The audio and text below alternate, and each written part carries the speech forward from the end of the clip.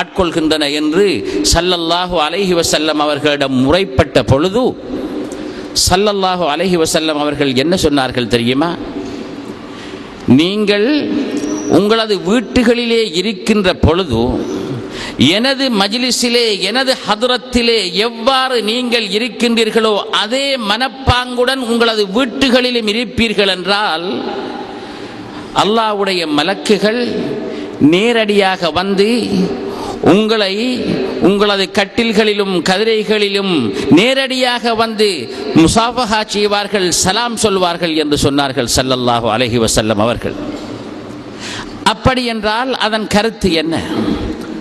மலக்குமார்களை எனது வீட்டிற்கு அழைக்க வேண்டும், அவர்கள் நேரடியாக வந்து எனக்கு சலாம் சொல்ல வேண்டும் என்றால் ஸல்லல்லாஹு அலைஹி வஸல்லம் அவர்களுடைய ஹதரத்திலே நான் எந்த மன அமைப்பில் பக்குவத்தில் இருக்கின்றேனோ அதே பக்குவத்தில் எனது வீட்டிலும் நான் இருக்க வேண்டும். அப்படி என்றால் ஸல்லல்லாஹு அலைஹி வஸல்லம் அவர்களின் பிரசன்னத்தை ஆத்மீக ரீதியாக என்னுள் வைத்துக் கொள்வதே அன்றி வேறு வழி இல்லை. ஸல்லல்லாஹு அலைஹி வஸல்லம் அவர்களின் முன்னிருக்கும் பொழுது எவ்வாறு ஸல்லல்லாஹு அலைஹி வஸல்லம் அவர்கள் நமது உள்ளங்களையும் சிந்தனைகளையும் ஆட்கொள்கின்றார்களோ அதே போன்று அதே நிலையிலே ஸல்லல்லாஹு அலைஹி வஸல்லம் அவர்களை பற்றிய அந்த உணர்விலே நாங்கள் இருக்கின்ற பொழுது அங்குதான் ஸல்லல்லாஹு அலைஹி வஸல்லம் அவர்களின் ஆத்மீக பிரசன்னம் கிடைக்கின்றது. அதனால் இந்த விளைவுகள் கிடைக்கின்றது. இதனால் தான் நமது பெரியோர்கள் மௌலிதுகள் ஓதுகின்ற பொழுது அங்கே அந்த மஜ்லிஸுக்கு ஸல்லல்லாஹு அலைஹி வஸல்லம் அவர்கள் வருகின்றார்கள் என்று கூறுவதெல்லாம் இதைத்தான். ஸல்லல்லாஹு அலைஹி வஸல்லம் அவர்களின் ஆத்மீக பிரசன்னம், அந்த பிரசன்னத்தை தூய்மையான உள்ளம் படைத்தவர்கள், சிந்தனை கெட்டு போகாதவர்கள் உணர முடியும், காண முடியும். அவ்வாறு காணாதவர்கள், உணராதவர்கள் அதை எதிர்க்கின்றார்கள், இல்லை என்கின்றார்கள். அவர்களுக்காக நாங்கள் கவலைப்பட வேண்டும். ஏனென்றால் அந்த உயர்ந்த நிலையை உணரக்கூடிய அளவிற்கு அவர்களது ஆத்மா வளர்ச்சி அடையவில்லை, அவர்களது ஈமான் வளர்ச்சி அடையவில்லை. ஸல்லல்லாஹு அலைஹி வஸல்லம் அவர்களை எம்மோடு எப்போதும் வைத்திருப்பதன் மூலம்தான் நாங்கள் எங்களது ஆத்ம வளர்ச்சியை காணலாம். இதைத்தான் சஹாபாக்களுக்கு ஸல்லல்லாஹு அலைஹி வஸல்லம் அவர்கள் சொல்லிக் கொடுத்தார்கள். அவ்வாறு வாழ்ந்த இமாம்கள் தான், அவ்வாறு வாழ்ந்த பெரியார்கள் தான் ஸல்லல்லாஹு அலைஹி வஸல்லம் அவர்களின் நினைவால், அவர்களிலே கொண்ட அன்பின் காரணத்தினால் எத்தனையோ கசீதாக்களை, எத்தனையோ பாடல்களை அன்னாரை புகழ்ந்து பாடினார்கள். ஸல்லல்லாஹு அலைஹி வஸல்லம் அவர்கள் ஏற்கனவே பஹஜி அவர்கள் கூறியது போன்று கஅப் இப்னு ஸுஹைர் ரலியல்லாஹு தஆலா அன்ஹு அவர்கள் ஸல்லல்லாஹு அலைஹி வஸல்லம் அவர்களின் முன் வந்து பாடினார்கள், அன்னாரை புகழ்ந்து பாடினார்கள், கேட்டுக்கொண்டே இருந்தார்கள். ஸல்லல்லாஹு அலைஹி வஸல்லம் அவர்கள் பாடிக்கொண்டு செல்கின்ற பொழுது எப்போது ஸல்லல்லாஹு அலைஹி வஸல்லம் அவர்கள் தங்களது போர்வையை கலற்றி கஅப் இப்னு ஸுஹைர் ரலியல்லாஹு தஆலா அன்ஹு அவர்களுக்கு அன்பளிப்பாக கொடுத்தார்கள் தெரியுமா? அவர்கள் தங்களது கசீதாவிலே பாடிக்கொண்டு வந்து சொன்னார்கள், இன்னர் ரசூல லநூருன் யுஸ்ததாஉ பிஹி முஹன்னதும் மின் சியூஃபில்லாஹி மஸ்லூலு. ரசூல் அவர்களோ நிச்சயமாக ஒரு ஒளி, நூர். இன்னர் ரசூல லநூருன். கஅப் இப்னு ஸுஹைர் ரலியல்லாஹு தஆலா அன்ஹு அவர்கள் ஸல்லல்லாஹு அலைஹி வஸல்லம் அவர்களின் முன் பாடுகின்றார்கள், இன்னர் ரசூல லநூருன். ரசூல் என்பவர்கள் நிச்சயமாக, இன்ன நிச்சயமாக, ல நூருன் அந்த லாமும் அதை மேலும் உறுதிப்படுத்துவதற்கு பாவிக்கப்படுகின்ற எழுத்து. நிச்சயமாக, மீண்டும் நிச்சயமாக அவர்கள் ஒரு ஒளி. யுஸ்ததாஉ பிஹி அந்த ஒளியின் மூலம்தான் நாங்கள் ஒளி பெறுகின்றோம். முஹன்னதும் மின் சியூஃபில்லாஹி மஸ்லூலு. இந்த பைத்தை பாடிய பொழுதுதான் ஸல்லல்லாஹு அலைஹி வஸல்லம் அவர்கள் தங்களது போர்வையை கலத்தி கஅப் இப்னு ஸுஹைர் ரலியல்லாஹு தஆலா அன்ஹு அவர்களுக்கு அணிந்தார்கள். ஆனால் இன்று ஸல்லல்லாஹு அலைஹி வஸல்லம் அவர்களை பார்த்து ஒரு ஒளி என்று நாங்கள் பேசுகின்ற பொழுது அதை பித்அத் என்றும் ஷிர்க் என்றும் குஃப்ர் என்றும் கூறுகின்றார்கள் இன்றைய எமது சில இஸ்லாமிய சகோதரர்கள். கஅப் இப்னு ஸுஹைர் ரலியல்லாஹு தஆலா அன்ஹு அவர்கள் ரசூலுல்லாஹி ஸல்லல்லாஹு அலைஹி வஸல்லம் அவர்களின் முன்னிலையிலே பாவ மன்னிப்பு தேடி வந்து ஏற்கனவே இஸ்லாத்தை தழுவாமல் ஸல்லல்லாஹு அலைஹி வஸல்லம் அவர்களுக்கு எதிராக பாடியவர்கள் அவர்கள்.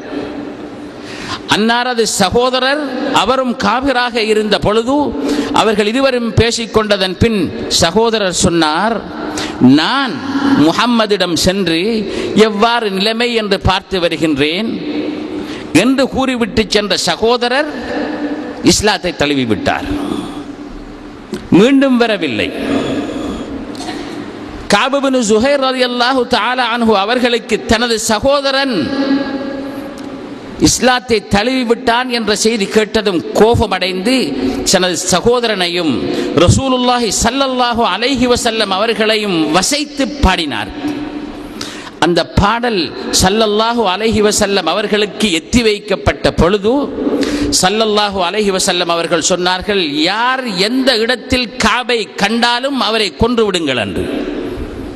ஸல்லல்லாஹு அலைஹி வஸல்லம் அவர்களுக்கு ஏசுவதென்பது இஸ்லாத்திலே மன்னிக்க முடியாத குற்றம். அதற்குரிய தண்டனை கொலை.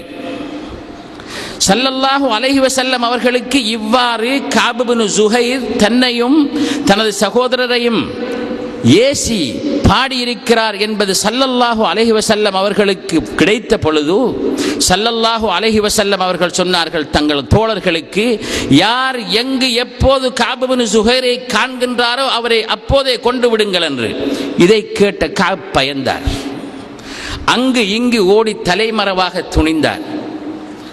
அவருக்கு ஒளித்திருக்க இடம் கூட கிடைக்க. அவருடைய கவிதையிலேயே அவர் சொல்கிறார், எத்தனையோ எனது நண்பர்கள் எனது அந்த கட்டத்திலே என்னை கைவிட்டு விட்டார்கள். இறுதியாக அல்லாஹ் அவர்களுக்கு ஹிதாயத்தை கொடுத்து நாமும் சென்று இஸ்லாத்தை தழுவுவோம் என்று முதல் முறையாக ஸல்லல்லாஹு அலைஹி வஸல்லம் அவர்களிடம் வந்தார்கள். ஸல்லல்லாஹு அலைஹி வஸல்லம் அவர்களுக்கு நேரடியாக அவரை தெரியாது.